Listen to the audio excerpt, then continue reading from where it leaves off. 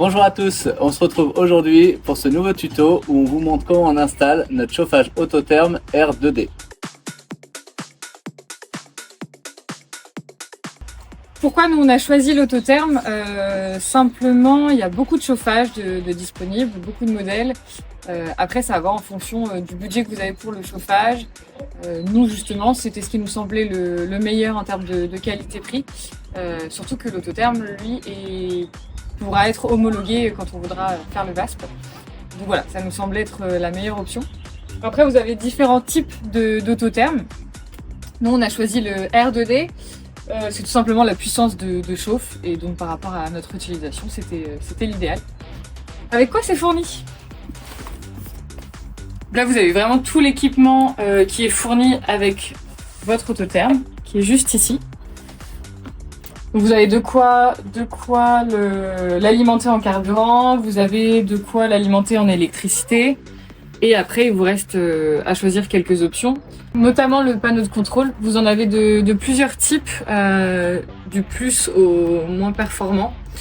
Nous, on a vraiment pris le plus complet avec notamment la sonde qui va venir contrôler la température dans le van et qui va du coup pouvoir s'auto-gérer avec le panneau de contrôle. Vous avez un câble d'alimentation qui est fourni avec. Mais voilà, sachez qu'il fait que 1,80 m je crois. Donc il faudra penser à prendre une petite rallonge que vous pouvez acheter pareil en option. En option aussi, vous avez ce petit boîtier. À quoi il sert? Eh bien, il sert à ce que l'Autotherm soit positionné sous le châssis, tout simplement. Vous avez deux options avec l'Autotherm, c'est soit de le mettre dans le van directement, ou soit de gagner un petit peu de place et de le mettre sous le véhicule si jamais vous avez la place adaptée. Nous, on l'avait, donc on s'est dit que c'est l'option qu'on allait choisir. Et pour ça, il vous faut ce support adapté à l'Autotherm. Si la chose que je vous ai pas montré, c'est les gaines. Parce qu'on considère qu'au final, le chauffage, une fois que vous l'avez posé, il n'y a pas forcément besoin d'envoyer l'air chaud à droite à gauche, il sort directement de l'Autotherm. Nous, on a prévu 2 sorties dans le van. Donc voilà, il faudra aussi penser à commander les gaines qui vont distribuer l'air chaud à l'intérieur du véhicule. On commence l'installation par le boîtier en inox, donc on l'enlève, on l'ouvre en deux. Dedans, vous avez les bouches qui sont à remplacer à la place des petites grilles qu'il y a sur l'Autotherm. Donc elles se défont d'un quart de tour, on l'enlève et en fait l'autre elle va venir se mettre dessus. Elle vient juste en appui, il n'y a pas de système de fixation comme les autres, elles viennent juste en appui et quand on va les insérer dans le boîtier en inox, et ben ça va tenir l'ensemble. Donc on fait ça pour les deux côtés, on les positionne. Le boîtier il a un sens, il faut forcément que les câbles électriques ils se retrouvent du côté où il y a la petite gaine qui va nous permettre de faire l'étanchéité. Donc on vient le positionner. On tient les deux côtés en même temps pour faire le positionnement. Hop. Et on l'emboîte dedans. Voilà. Une fois qu'il est emboîté, on met l'insert en caoutchouc qui va nous permettre de tenir l'isolation et on va remettre le deuxième morceau dessus. Donc quand on va remettre le deuxième morceau, forcément on a ça qui vient avec. Et moi j'ai déjà enlevé, vous avez un petit bouchon qui vient permettre d'éviter qu'il y ait des impuretés qui viennent au niveau de l'alimentation en gasoil, donc je l'ai enlevé pour pouvoir passer et après je vais le remettre jusqu'à ce que je vienne mettre l'alimentation en gasoil. Tout assemblé en même temps, hop, voilà, et là il est en position. Une fois qu'il est en position, on remet les vis sur les côtés pour le fermer.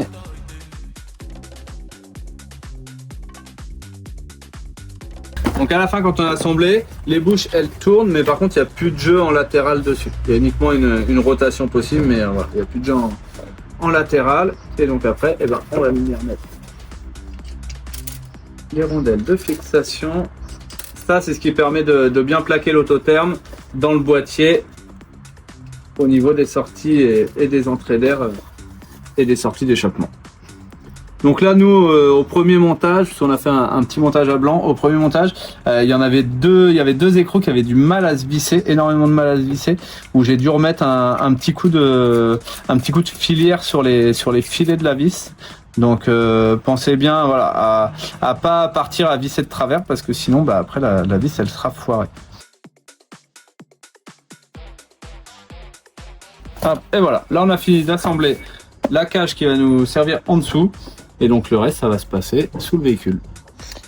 Là, si je vous dis pas de bêtises, vous avez l'entrée d'air qui est... c'est côté... Voilà, en Côté fait, ventilateur. c'est là où vous avez le ventilateur et où vous avez l'alimentation électrique. Là, c'est votre entrée d'air pour que vous compreniez un petit peu le sens de l'autotherme. Et la sortie d'air chaud, du coup, de ce côté-ci. Là où on voit le corps de chauffe en alu, en fait. Exactement. Afin de fixer l'autotherme au châssis, on va se fabriquer des petits supports maison avec de la cornière en aluminium. On peut aussi en trouver des toutes prêtes de la marque Autotherme, mais on a décidé de faire quelques économies car c'est assez simple à faire soi-même. On mesure la largeur de l'autotherme et on découpe notre cornière à la dimension. On fait ça 2 fois pour chaque côté. On marque les cornières en les positionnant sur les vis prévues sur le boîtier de l'autotherme. On perce et on visse nos équerres de chaque côté. Et voilà! Les équerres sont installées, il n'y a plus qu'à. Sous le véhicule, on positionne l'autotherme à l'endroit choisi en pensant qu'il faudra faire passer les câbles d'alimentation électrique et de raccordement du panneau de contrôle. Attention de ne pas l'installer à la place prévue pour le réservoir d'eau grise si tu installes ton chauffage en premier. On marque les trous de fixation des cornières sur le châssis et on vient percer pour mettre nos inserts et fixer le support avec des cylindres blocs. Maintenant qu'on a mis les inserts, je prends le cylinder bloc, je vais mettre un peu de frein filet dessus. J'en mets pas une grosse dose parce qu'il faut que ça reste démontable, mais j'en mets un peu pour pas que ça se desserre tout seul, surtout quand on va rouler un peu sur les sentiers, les machins, les trucs où ça va pas être trop net. C'est clair. On veut rouler sur les sentiers. Et on n'a plus qu'à recommencer parce que j'ai pas pris le frein filet. Je sais pas ce que mon père m'a filé, mais c'est pas du frein filet. Nous revoilà donc avec du vrai frein filet. Donc on en met sur les embouts des cylindres blocs. Hop. Pas plus que ça, ça suffit.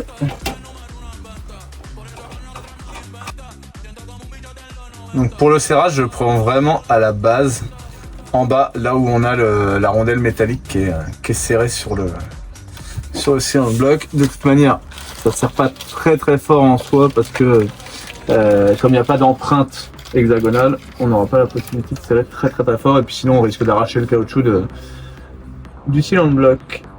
Hop, donc on fait la même chose avec un deuxième.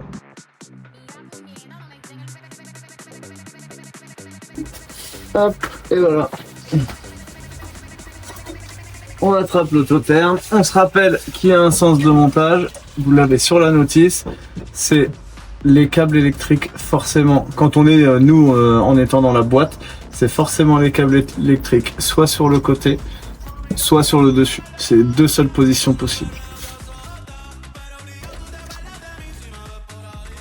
Donc là, pareil, j'ai utilisé des écrous qui ont directement derrière une forme avec un anti-desserrage.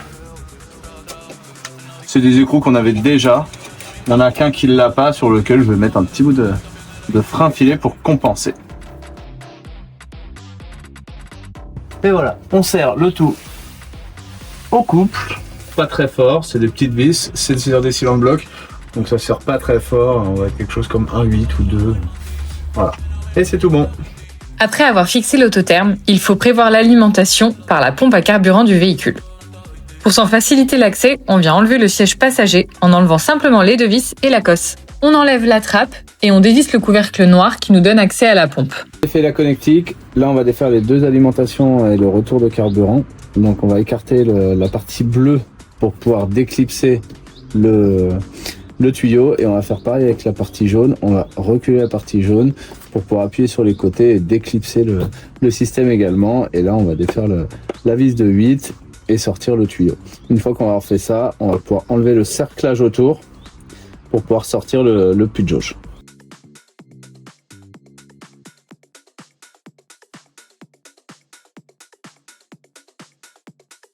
Hop, alors pour défaire ça, on a reculé les clips et du coup il va falloir qu'on appuie de chaque côté avec un petit tournevis pour faire levier. On appuie comme ça. Et une fois qu'on est appuyé, on va lever.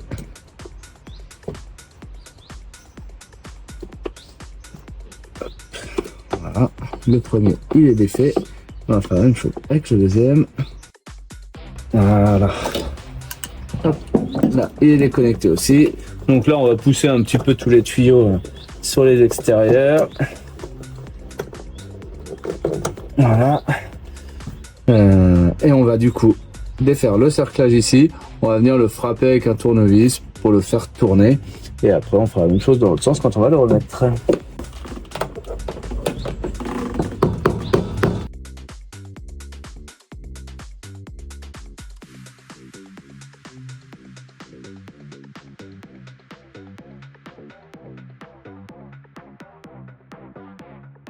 Et là, quand on sort le Pujol, on fait attention parce que c'est rempli de gasoil.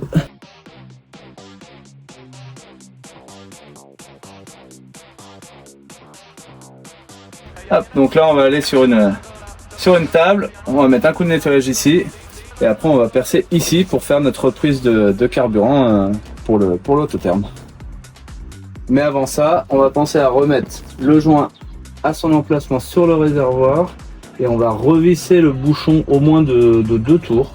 Le cerclage, là, on va le revisser au moins de 2 tours. Ça permet d'éviter que le réservoir il ait tendance à se déformer, soit avec la chaleur, soit avec le gasoil qui a tendance à faire un peu ramollir les plastiques, les caoutchoucs, etc. Donc on va au moins le repositionner parce que le risque c'est qu'il s'ovalise légèrement et que derrière ce soit impossible de le remettre. Pour la pompe, on a pratiquement tout qui est fourni avec le kit. Nous, on a juste rajouté un petit filtre à carburant. C'est pour être sûr de minimiser l'entretien du système. Un petit filtre à carburant qu'on va mettre sur le circuit. Donc on a la pompe qui est fournie, le câblage qui va aller de la pompe jusqu'au réservoir et de la pompe jusqu'à l'autotherme. On a ça qui va aller dans le puits de jauge, qu'on va recouper à la dimension qu'on a besoin. Là, ils ont prévu une grosse dimension suivant les réservoirs, mais nous, on va le recouper à la dimension qu'on aura besoin. Et après, on viendra le resserrer et le petit joint qu'on trouve ici fera l'étanchéité. Donc après, on a pour accorder la pompe, on a le faisceau électrique. Donc lui, pareil, il a pas mal de longueur, ça doit être un 5 mètres, quelque chose comme ça. Qu'on va raccorder entre l'autotherme de ce côté-là et la pompe de ce côté-là. Donc là, pareil, ils fournissent la fiche quoi fixer. Vous allez voir que nous, on va utiliser un petit peu ça et principalement suivre les conduites déjà existantes de l'avant à l'arrière du véhicule. Et on va du coup déjà avoir des petites attaches. Et on a pour la partie pompe, on a un cylinder block pour éviter justement les vibrations, un cylinder block et les colliers qui sont déjà fournis. Donc vous allez voir que ça va se passer plutôt assez bien ce morceau-là. Nous voilà donc sur l'établi avec notre pompe immergée. On va nettoyer le puits qui est là, parce que c'est là qu'on va percer et qu'on va mettre notre système d'aspiration de l'autotherme. Donc on va bien nettoyer pour pas que ça mette de la crasse profonde là, parce que sinon quand on va aspirer, ça va partir dans le moteur. Donc j'ai prévu un compresseur, un tuyau, et pour pas en mettre partout, un tuyau, un compresseur et un chiffon. Et pour pas en mettre partout, je vais mettre un coup de soufflette et en même temps je vais cacher, comme ça va aller directement sur le chiffon. Et voilà, là on a une pompe qui est propre. Donc maintenant on va prendre un forêt, on va venir percer.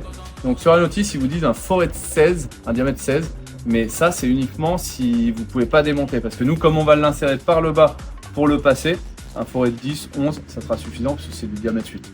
Donc ça va largement suffire de percer à 10 ou à 11. 16, c'est vraiment quand vous êtes obligé d'arriver par le haut et du coup ils vous mettent une espèce de rondelle carrée qu'il faut rentrer dans le trou et après la remettre en position pour que ça fasse l'insert.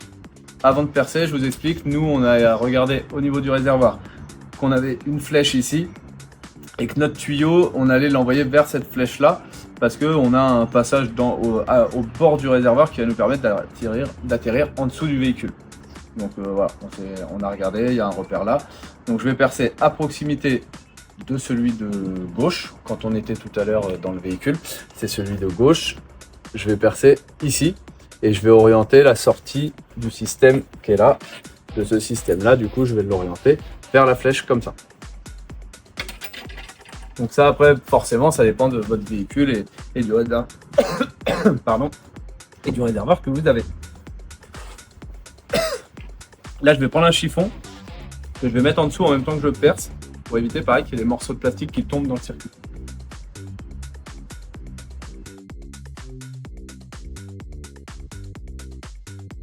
Hop. Le plastique, il est un peu rigide.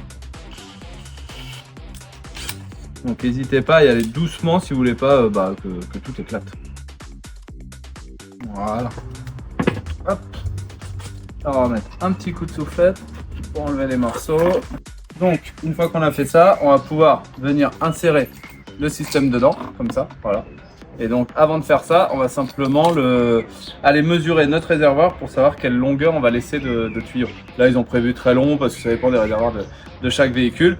Et nous on va aller mesurer la profondeur du réservoir. Parce que là la pompe quand elle rentre dans le réservoir et qu'on l'assemble après, elle vient être compressée comme ça. Je me suis équipé de mon mètre et du coup on va l'immerger dans le réservoir. Et on va voir, voilà, dans le réservoir au maximum, quand on est au fond du réservoir, on voit que on est à 34 cm. Donc on va bien essuyer. Et on est reparti direct prendre la mesure. On reprend notre mesure. Donc on avait prévu 34 cm. Et là quand on prend la mesure, on voit qu'on est à 40 cm.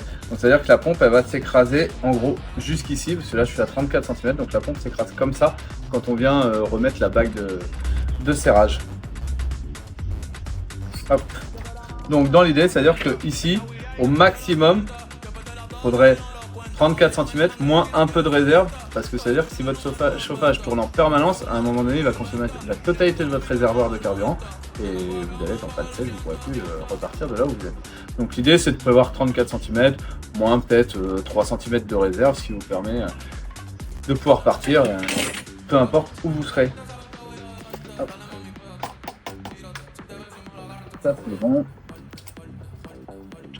Donc voilà, on prend la mesure. 6, hop. Hop, impeccable. Au bout de là, on l'a tordu, on est à 30. Donc là, du coup, on va le couper à 30 cm. Et ce qui précise dans la notice, c'est de le couper en biseau à 45 degrés par rapport à l'axe de la sonde. Je reprends la mesure. Donc j'ai dit 30 cm. Hop. Je me fais une marque.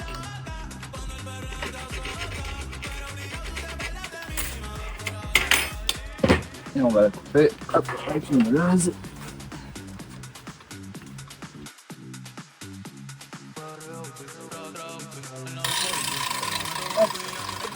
J'ai prévu une lime pour ébavurer. Hop. Et surtout ébavurer bien l'intérieur. Donc là plutôt avec soit une mini lime, soit un petit cutter, parce que ça clairement c'est ce que vous allez retrouver sinon dans la pompe quand elle va aspirer. Hop. Et voilà. Ça c'est bon. On n'oublie pas de remettre la rondelle en dessous. Donc pour que la surface soit bien plate quand on va venir serrer, on va un peu la cintrer ici pour qu'elle se retrouve sur le côté. Parce que de toute façon en face au milieu on a la pompe électrique du réservoir principal, enfin du carburant principal. Donc on va être obligé de la mettre un petit peu de biais pour qu'elle passe à côté et qu'on ait malgré tout un bon plan de joint qui soit bien plat. Et pensez quand vous la tordez à l'orienter par rapport à votre sortie. Nous on veut qu'elle soit comme ça, je veux passer à côté de ma pompe, donc je sais que je vais l'orienter plutôt vers moi. Là pour que je puisse la rentrer dedans, comme il faut qu'on rentre d'abord par le haut, je vais déclipser le couvercle pour pouvoir sortir un peu plus, pour pouvoir rentrer dans le couvercle et après rentrer l'ensemble dans le puits blanc.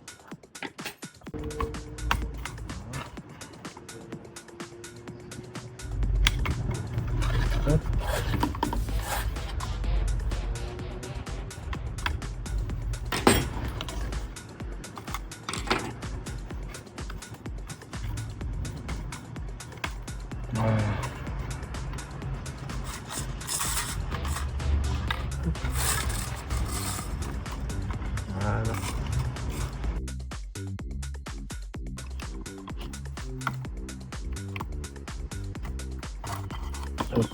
Voilà.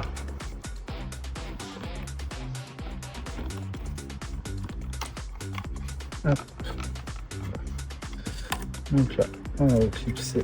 Donc là, on va reclipser la pompe en faisant bien attention à l'emplacement de tout. Hop. Voilà. Elle est en position. Elle est en position également.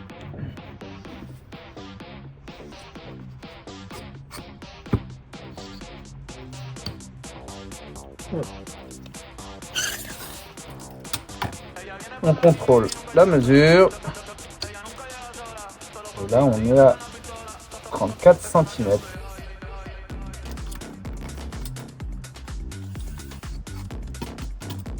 plié.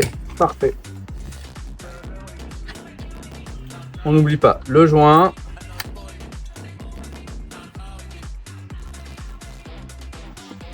Pour éviter les fuites.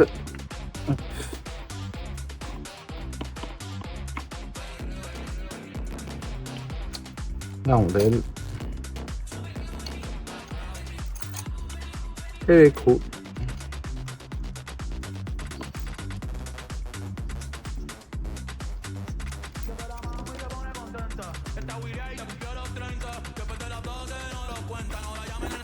Hop.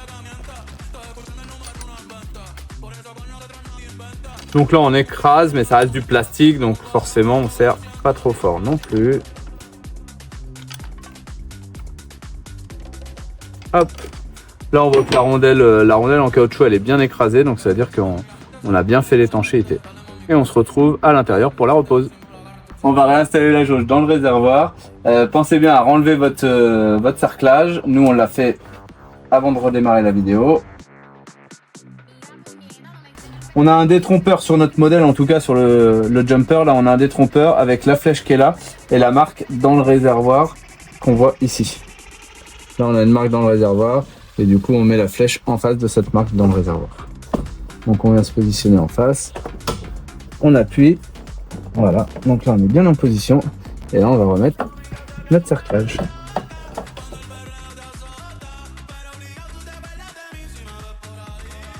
Et on va pouvoir remettre les tuyaux dessus. Donc on avait le jaune ici. Hop. Voilà, le bleu ici.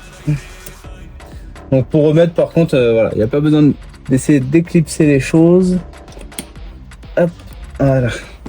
Là ils se remettent, ils sont clipsés. Lui c'est pareil, il est clipsé. Hop. On a celui-là pareil avec le joint. Hop, donc on vérifie que c'est soit propre. Ça c'est la mise à l'air du réservoir. Hop, voilà. Ça il va tout seul. Le petit écrou d'huile, on n'oublie pas de le serrer, pareil ça c'est juste un petit serrage de blocage. Et on n'oublie pas de remettre l'alimentation en électricité, sinon vous n'arriverez pas à redémarrer le véhicule. Hop, et voilà, on verrouille la connectique. Et là maintenant on va passer à l'installation de la tuyauterie qui va partir d'ici avec la petite pompe qui est fournie par Autotherm d'aspiration et qu'on va raccorder à l'autre bout à l'Autotherm qu'on a installé tout à l'heure sous le véhicule. Autotherm fournit un faisceau électrique sur lequel ils n'ont pas assemblé la cosse, donc on va commencer par assembler la cosse qui va avec. Donc on enfonce les deux cosses jusqu'à ce qu'on entende un petit clips qui détermine que la connectique elle est bien à sa place et qu'elle ne peut plus ressortir. Donc sur la notice vous pourrez lire qu'il n'y a pas de polarité, c'est-à-dire que vous pouvez mettre le fil noir à droite ou à gauche et inversement avec le fil rouge. Ça n'a pas d'importance, la pompe elle tournera forcément dans le même sens. Donc là on a assemblé la connectique, on a refermé le petit cache devant pour qu'elle soit bien étanche. Et on va aller installer le tube blanc d'aspiration sous le véhicule. On va prendre les petits manchons qu'on va assembler également avec le tuyau blanc. Donc on va en mettre un d'un côté, de l'autre côté on va le raccorder sur ce qu'on vient d'installer dans le puits de jauge. Donc on va le raccorder dessus et après on va faire suivre le tuyau jusqu'à l'arrière.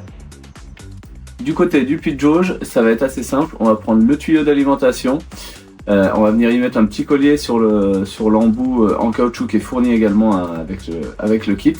On va le serrer comme il faut pour pas qu'il puisse s'en aller. C'est pour éviter les prises d'air. On va remettre un deuxième collier de l'autre côté du tuyau d'aspiration et on va venir le raccorder sur l'installation qu'on a faite sur le puits. Et on va surtout passer le faisceau à descendre vers le sol. Comme ça, on va pouvoir le retrouver une fois qu'on va aller en dessous le véhicule et l'installer sur tout le tour du véhicule.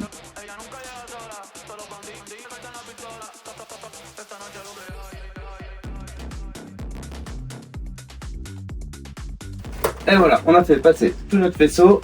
Maintenant, on n'a plus qu'à le récupérer sous le véhicule une fois qu'on va rebrancher de ce côté-là.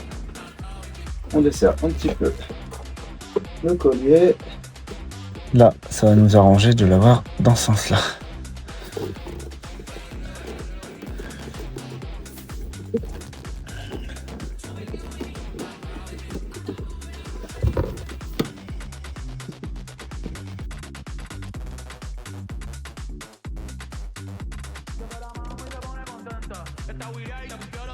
Là, c'est bien serré. Et on a le tuyau qui vient passer sous le réservoir. On se retrouve de nouveau en dessous de notre véhicule où on a notre tuyau du coup d'alimentation qui est ressorti. Donc j'ai ramené déjà un petit peu tout ce qu'on va avoir besoin d'installer. Le câble d'alimentation pour la pompe, le support de la pompe en caoutchouc, les petits raccords, les petits colliers, le cutter pour couper le tuyau à l'emplacement où on va mettre la pompe et remettre le tuyau à la suite. Au niveau de la coupe, pensez bien à prendre quelque chose qui coupe très bien pour éviter que ça fasse des petits bouts et surtout que ça plie le tuyau. Vous faites une coupe au cutter pour avoir une coupe bien nette. Donc là, au niveau de l'installation, le tuyau, nous, on va le faire passer. Donc il sort là du réservoir, on va le faire passer le long, ici,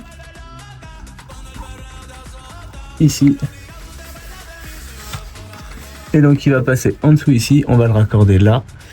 Nous, on va pouvoir se positionner la pompe ici, où on a installé un petit insert pour pouvoir fixer le support, et après on va venir suivre le long, le câble d'alimentation électrique là, qui sert pour l'arrière du véhicule.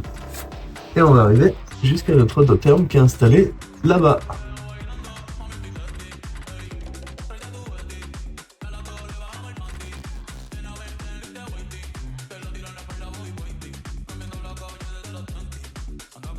J'ai rajouté en plus là le faisceau électrique qui va de l'alimentation de la pompe jusqu'à l'autotherme. Et ça finit comme ça.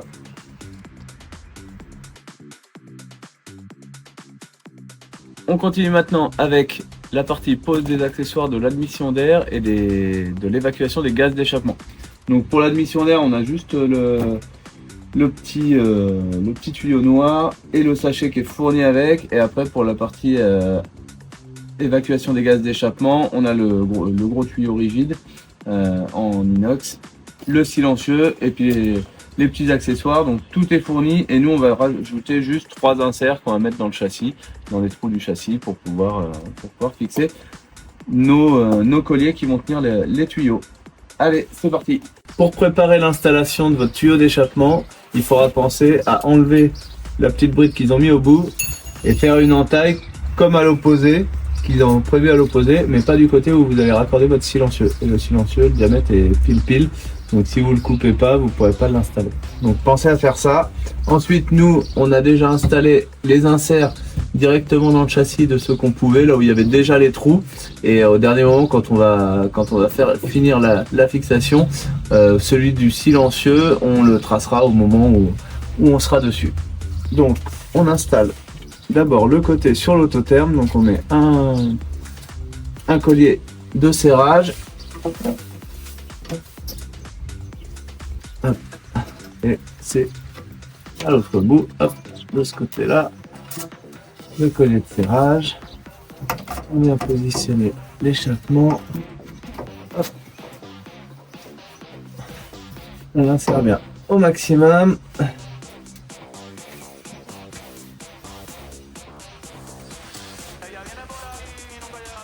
Hop.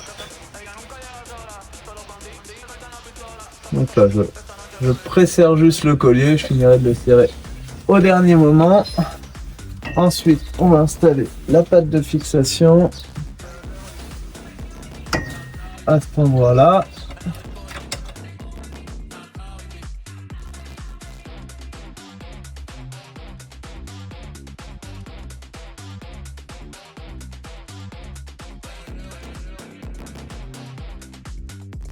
On va l'orienter. Donc on met notre collier là-bas.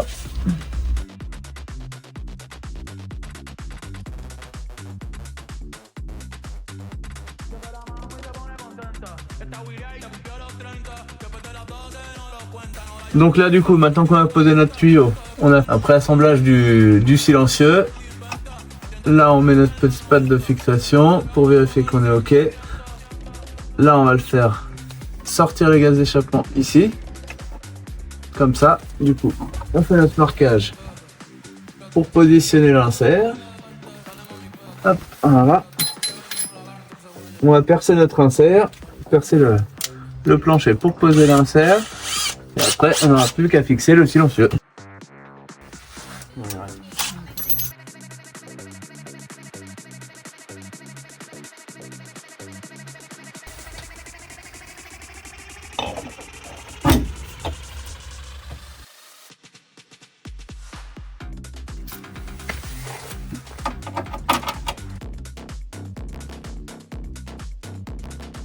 Donc là, on vérifie qu'on a bien le trou en face du silencieux. Donc là, on est OK. On enlève le silencieux, on met le collier.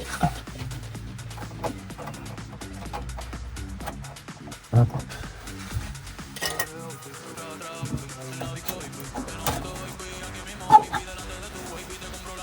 Hop. Voilà.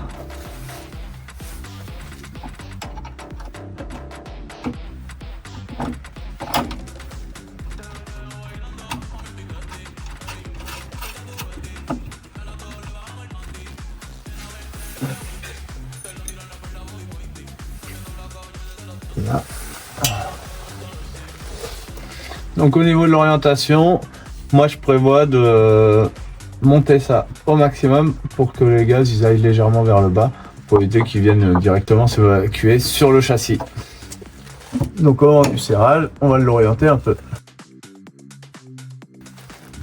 On n'oublie pas bien sûr, une fois que tout est installé, de serrer ce collier là et ce collier là. Et là, on a fini l'installation de l'échappement. Et on va faire la même chose pour l'admission. L'admission, ça va être rapide. Il n'y a pas beaucoup de choses à installer. On a la petite pochette avec les colliers de fournis, comme pour l'échappement. Et donc on pense à mettre le collier directement sur l'embout. On va venir positionner sur l'autotherme, hop, à fond. Ensuite, on installe le collier qu'on viendra serrer aussi. Et l'autre morceau, moi j'ai prévu de l'installer en sortie comme ça. Notre système, il est fixé pour l'entrée d'air. Après, j'aurais préféré avoir 2 points de fixation, mais là, vu le châssis, c'est pas possible. Mais si vraiment à l'usage, je vois que ça se balade ou que ça fait du bruit, probablement que je viendrai faire une patte ici pour revenir remettre un collier au bout ici. On va maintenant faire le trou au niveau du silencieux d'échappement pour éviter qu'il y ait une accumulation de l'eau qui va condenser dedans avec la température. Donc le trou, vous verrez si vous regardez sur la notice, c'est marqué de le faire au point le plus bas de l'échappement. Donc pour nous, le point le plus bas de l'échappement, ça va être de ce côté-là. Donc on va aller le faire de ce côté-là. Et voilà. Ici, on voit comment le câble d'alimentation électrique rentre dans le van. On a fait traverser notre gaine électrique qui vient de l'autotherme au niveau de notre installation électrique pour pouvoir l'alimenter. Donc ça, c'est le montage d'origine. Nous, on l'a coupé parce que notre montage est différent. Donc du coup, on a juste gardé les câbles qui arrivaient de l'autotherme. On y a mis nos cosses et on va maintenant les installer sur le porte-fusible. Et on viendra prendre les fusibles d'origine pour les remettre sur notre porte-fusible à nous. C'est parti! Pour ajouter une cosse à un câble électrique, on commence par dénuder les fils avec une pince à sertir. Ici, on utilise des cosses avec gel spécial qui vont protéger notre fil de l'humidité. On sertit avec la pince et on vient rétracter la gaine avec un décapeur thermique. Et donc on vient prendre notre fusible d'origine. Eux, ils en ont mis 2. Mais nous, comme on est des oufs, on va en mettre qu'un. Parce que le deuxième, il ne sert à rien sur la masse. Ça n'a aucun intérêt. On met toujours le fil, on met toujours un fusible sur le positif. Et ben là, il sera sur le positif. Et n'hésitez pas à nous mettre en commentaire si vous souhaitez une vidéo sur l'installation électrique. L'autotherme est maintenant alimenté en électricité. On va pouvoir s'attaquer aux gaines d'air chaud. Et une fois que ce sera terminé, on fera un premier démarrage ensemble. Dans notre vidéo sur l'habillage intérieur, on vous a montré comment on a passé nos gaines d'air chaud dans les renforts. Donc on a fait un trou dans le plancher et on a fait ressortir une première gaine d'air chaud qui provient de l'autotherme. Et on a ensuite mis un petit raccord en Y Comme ça, on va pouvoir avoir une partie qui ira dans la banquette et l'autre dans le mur. Et donc tout ça, c'est un pré-montage qu'on affinera au moment de la pose du meuble définitive et de la banquette définitive. Donc on pourra enfoncer les gaines et couper aux bonnes dimensions. Donc comme je vous le disais, on a mis une sortie d'air chaud à l'avant du van. On vient visser la bouche en plastique dans la gaine. Et on vient la visser jusqu'au bout. Donc une fois que c'est vissé à fond, on vient positionner notre bouche en plastique contre notre cloison. Donc nous on avait préfait les petits trous. Et donc on prend nos vis et on va venir visser la bouche en plastique contre la cloison. On vient prendre notre cache en plastique et on va venir le clipser. Et voilà! Ici, vous avez le passage de la gaine du panneau de contrôle et du capteur de température qui vont de l'autotherme à l'intérieur du van. Au moment de la fabrication du bloc de contrôle, il faudra faire traverser les câbles servant au capteur de température déporté et au panneau de contrôle. Ensuite, il faudra visser le support du panneau de contrôle de l'autotherme et le raccorder. Si vous le faites après le branchement électrique, il faudra penser à aller retirer le fusible. Donc là, on va incliner notre pompe, la sortie vers le haut, pour que les bulles elles puissent s'évacuer à la première mise en route. Hop, et voilà, là, on est vers le haut. On a installé l'autotherme. On a raccordé en électricité. On a mis l'alimentation en carburant. On a raccordé les bouches d'alimentation en air. On n'a plus qu'à faire la première mise en route du panneau de commande. On vous a gardé en exclusivité la première alimentation en carburant. Comme ça, vous allez voir exactement ce qui se passe quand on va le mettre en route. Les anomalies, etc. C'est normal, il va y en avoir plusieurs, le temps que ça amorce la pompe à carburant. Donc là, on remet le fusible pour que l'écran s'allume. Il va y avoir autotherme qui va apparaître. Et après, normalement, il va se mettre sur l'écran de base. Donc, on a les petits voyants là, quand on a mis le fusible, qui se sont allumés. Et là, a priori, il lui faut voilà, arriver sur l'écran de base. Donc, on va commencer par aller dans le menu. Donc, on clique au milieu. On va sur la petite clé à molette, qui est le menu de réglage des paramètres. On reclique dessus pour valider. Et là, on va aller régler tout de suite la date et le langage. Hop, si on tourne, ça nous permet de faire décaler les flèches en haut ou en bas. Donc, on appuie toujours pour valider. Hop, et là, on va aller choisir le langage. On valide en français. Il y a portugais. On peut vérifier s'il y a portugais. Il n'y a pas. Oh, autotherme, je suis déçu. Il y a Pologne. C'est pas pareil. On va reculer, on va aller régler la date et l'heure. Donc, on est en 2026. On est le 2. En février. Et on est 12. Le 12. Hop. C'est un jeudi, tout à fait. 11h45. 11h. J'aurais pu aller en arrière, ça aurait été plus rapide. 45. Et voilà. Ça, c'est enregistré. Une fois que ça c'est enregistré, on va reculer des paramètres. Et donc là, a priori, c'est la température qu'il y a dans le van sans le chauffage. Sans chauffage, ouais. Okay. Donc là, mode température, mode puissance, chaleur ventilateur, mode thermostat. Donc nous, on a dit qu'on voulait un mode puissance. Le mode puissance, c'est le mode où il engage le chauffage pour chauffer à fond, il se pose pas de questions. Donc, pour faire la purge, le mode le plus simple, c'est celui d'être sur le mode puissance. Où du coup, là, on va lui demander juste le maximum de puissance. Donc, ça va permettre d'engager la pompe d'aspiration du carburant au maximum et d'aller se purger. Donc, logiquement, là, quand on va lui demander le mode puissance, il va s'engager et du coup, ça va commencer à pomper. Comme il va pas avoir de carburant qui va venir alimenter le corps de chauffe et qui va s'en rendre compte, il va certainement nous mettre une anomalie. Il est possible que ça le fasse 2, 3, 4 fois jusqu'à ce qu'il ait fini d'amorcer le carburant et du coup, après qu'il démarre. On valide au maximum 30 minutes et c'est parti. Et là, on a bien le petit logo qui indique qu'on lui a demandé de chauffer. Erreur numéro 13, service. Donc là, en fait, c'est parce que il n'a pas trouvé l'alimentation en carburant suffisante. puisque il n'y a pas de gasoil dans les tuyaux. Donc là, on va effacer le code erreur.